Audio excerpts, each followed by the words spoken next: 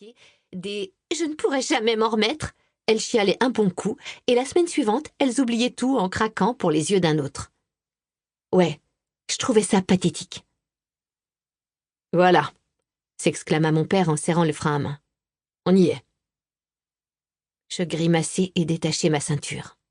Le panneau « parking longue durée » et ce qu'il signifiait me donnait la nausée. Comme nous avions 2 heures d'avance et que je n'avais pas faim, je décidai de faire les boutiques pendant que mes parents prenaient enfin le temps de déjeuner. Je les laissai en amoureux et partis à la recherche d'un cadeau pour Hélène. Depuis toute petite, j'appelais presque toujours ma grand-mère par son prénom. Sans compter que je serais définitivement privée de shopping pendant 2 mois. Alors autant en profiter maintenant. Je fis du lèche-vitrine un long moment, puis optai pour une parfumerie. Hélène adorait les parfums français capiteux. Quand il était encore en vie, Jean, mon grand-père paternel, lui en offrait très souvent. Elle collectionnait d'ailleurs tout un tas de flacons vides. Ici, je trouverais forcément son bonheur. Lorsque je m'arrêtai devant un présentoir pour sentir une eau de toilette, un miroir mural attira mon attention. Je m'immobilisai et examinai mon reflet en grimaçant. Je n'avais pas l'allure de mes parents. On les remarquait partout où ils mettaient les pieds. Ils étaient vraiment très beaux, alors que j'estimais avoir un visage ordinaire, une peau pâle, des yeux vert clair entourés de grands cils châtains, un nez droit, des pommettes hautes et une bouche en cœur. Mes lèvres étaient plutôt pleines, mais cependant pas assez larges, et sans doute un peu trop roses pour ma couleur de cheveux. J'y passai les doigts et grognai. Trop épais, trop bouclé, trop roux. Je ressemblais à un épouvantail. Ma mère les avait plus souples et plus foncés. Que n'aurais-je pas donné pour posséder les mêmes?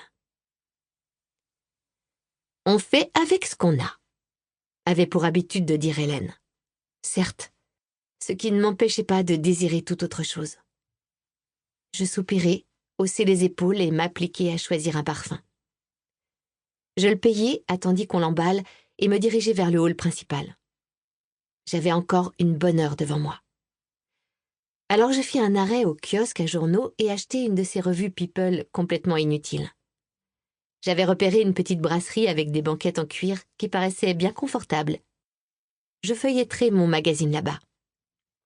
Je pris une table pour 2, commandai un coca et y passai un long moment. Vers 15h30, je décidai de rejoindre mes parents. Nous allions embarquer. « Ah, Anna, ready to go ?» me demanda ma mère. Parler anglais était si commun entre nous. J'y étais habituée depuis toute petite. Maman était écossaise et même lorsqu'elle s'adressait à moi en français, elle employait souvent des mots doux dans sa langue maternelle. Sweetheart avait la palme. Quant à mon père, il était franco-écossais. Alors nous avions l'habitude de jongler entre Molière et Shakespeare. Je hochai la tête et souris. « I have a present for Hélène. I'm sure she will adore it. » Le ton de ma voix était presque trop enjoué. Mais personne ne m'en fit la remarque. Mes parents étaient absolument convaincus que, quoi que j'en dise, je passerais 2 mois d'été incroyables. « Ah, tu as retrouvé le sourire !» nota ma mère en me pinçant affectueusement la joue. « Eh bien, tu vois, » me félicita mon père, « il suffit d'y mettre un peu de volonté. Je suis certain que tu vas adorer ces vacances. »« Sure, » marmonnai-je. Parce que sur le coup, ce fut tout ce que mes lèvres réussirent à articuler pour cacher mon incrédulité. 5 heures plus tard, dont une escale à Birmingham, nous atterrîmes à Inverness et avançâmes jusque dans le hall de réception des valises. Comme d'habitude, nous devrions attendre un bon quart d'heure avant que celle-ci ne commence à arriver sur le tapis roulant. J'en profitai pour faire un tour aux toilettes et soulager ma vessie. Je me tortillais comme une anguille depuis presque 2 heures, mais je détestais déambuler dans un avion et encore moins m'enfermer dans une minuscule cabine en plein vol, particulièrement lorsque 50 personnes y étaient allées avant moi. Lorsque j'en sortis, les passagers avaient déjà commencé à récupérer leurs affaires et se dirigeaient vers le terminal. Ma parka sous le coude, la besace sur l'épaule, mes emplettes dans une main et le magazine dans l'autre, j'accélérai le pas pour retrouver mes parents. Bêtement, mon pied se prit dans la manche de ma veste qui traînait par terre et dans un cri de surprise, je trébuchai en lâchant tout ce que j'avais entre les doigts. Oh bonheur!